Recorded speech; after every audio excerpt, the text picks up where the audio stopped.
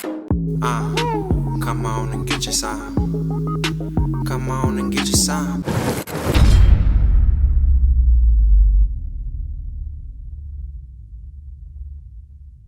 So most narcissists and toxic people do not care about being right. They care about the argument and the fussing and the fighting. And if you're new here, I'm a narcissist. I have narcissistic personality disorder. So when you're dealing with a narcissist and trying to confront them with the truth, trying to prove a point to them, that does not matter to them. The truth literally does not matter to a narcissist. They like the fussing and the fighting and throwing you off the truth. You can say something like, hey babe, the sky is so blue today. And they'll say something like, actually it's light green. And then you, knowing that the sky is blue, want to prove a point to them, and y'all end up fussing and fighting and arguing and no resolution. They still don't care that the sky is blue. They cared about the argument and being able to trigger you, being able to throw you off. But that's why I say that most times when you're dealing with a narcissist, the best way to engage with them, if you have to engage with them, is straight to the point. Letting a narcissist talk to you too much ends up with you being gaslit, manipulated, and typically it ends up in reactive abuse. If you don't know what reactive abuse is when a narcissist pushes your buttons and makes you explode and look like the crazy person in an argument.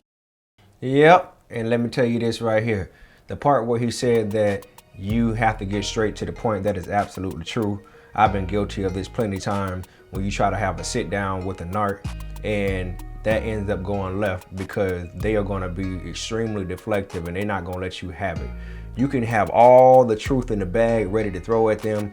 How you address this, like he said, you got to get straight to the point, but you can't be talking about let's go out for eat, let's go get dinner, let's have some coffee, let's have some brunch, let's go get some ice cream and all that stuff. They have to be basically unprepared for what you're about to throw at them.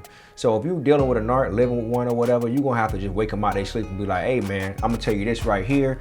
Da-da-da-da-da-da-da-da. The trash ain't good, or your car ain't clean, your breath stink, everything. You got to just lay it on them so they don't have time to prepare. A lot of folks go wrong when they give the narc way too much time to prepare and think about what they're going to say. Of course, they're going to be deflective, but what people don't understand is while you're dealing with one, and that's if you ever dealt with one. I'm pretty sure a lot of people done dealt with some or dealt with some narcs, but they didn't really know how to deal with them, and they probably did not understand that they were. Remember what I told y'all? I say this in every single narcissist video. Look, I can't diagnose people for what they are, but I will say this. If you fit more than 20, if I got 30 things, a list of 30, and you happen to, got like 23 out of 30, I'm gonna go ahead and write you off and call you one. But you gotta get straight to the point, man. They will gaslight the hell out of you and make you feel like you absolutely crazy for saying the things that you say. It ain't no worse feeling in the world than dealing with someone you are spitting truth. You are spitting facts, and it make you sit there and be like, man, what the hell is wrong with you, bro?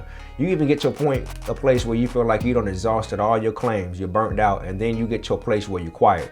That's ultimately where they want you to be. They want you to be at a place where you're quiet, you don't bring it up no more, and they pretty much gaslit you so much and beat you up so badly mentally and drained all your powers and drained all your energy to the point that you don't even have in you to even fight anymore. So now what you're probably going to end up doing, you're going to start enabling a lot of their bad behavior just simply because you were too tired. And that happens to a lot of it. That happened to the best of us. You get too damn drained to be arguing with these folks, so you don't want to argue on day one. Day one turned into day 19. Day 19 turned into day 31. Day 31 turned into a whole damn year. Next thing you know, when it's really time to hit on some things and bring it back up and bring up those same issues, that person's going to sit there and say, well, I didn't make you do this. I didn't hold a gun to your head and make you do this. Why are you saying this stuff now? Or that's just what they do, man. So having that confusion about yourself or about a situation, it's absolutely normal when you're dealing with a narc, period. All right, so you ain't crazy. The whole goal is to make you feel crazy and make you feel like that the facts that you're spitting is absolute nonsense. And that's why you got to hurry up and pop them right in the mouth and get on about it there. I wouldn't even stay in the room.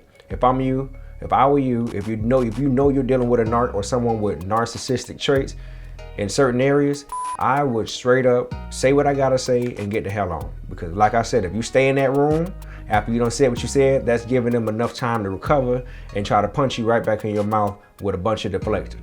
And you don't want that. You don't need that. You got to get in and get out. You got to know what you're already about to say. You got to say what you're already about to mean, and you got to act on that as well. So that's what it is, man. What y'all think about this?